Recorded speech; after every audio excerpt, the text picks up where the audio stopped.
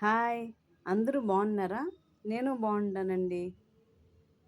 నేను ఈ వీడియోలో మా పిల్లల ఇయర్ రింగ్స్ చూపించబోతున్నానండి. వామ్మో! ఇన్ని ఇయర్ రింగ్సా అని అనుకుంటున్నారా? ఇవేం చూసారు, ఇంకా ఉన్నాయి. అవి నెక్స్ట్ వీడియోలో చూపిస్తాను. ఇవి ఫంక్షన్‌లకు వేసుకునే ఇయర్ రింగ్స్.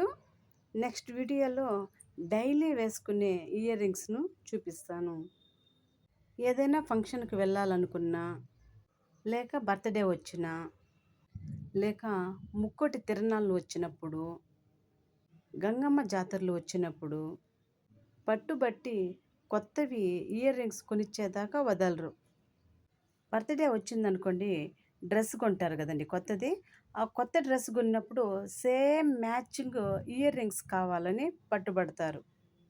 అదేదో సామెత అన్నట్టు పట్టు వదలని విక్రమార్కుడిలాగా పట్టుబట్టి కూర్చుంటారు.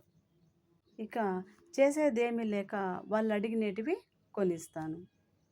ఇంతింత పెద్ద ఇయర్ రింగ్స్ ఎందుకునైనా చెవులు సాగిపోతాయి. చిన్నవి తీసుకోండి అంటాను. మమ్మీ, మేమేమన్నా డైలీ వేసుకుంటామా? లేదు కదా! ఎప్పుడో ఏదో ఫంక్షన్‌కి వెళ్ళినప్పుడు మాత్రమే కదా వేసుకుంటాము. ఏం కాదులే మమ్మీ అంటారు. ఎందుకనన్నా ఇంతింత డబ్బులు పోసి ఇవి కొంటారు అంటాను. మమ్మీ, ఇప్పుడు కాకపోతే ఎప్పుడేసుకుంటాం మమ్మీ?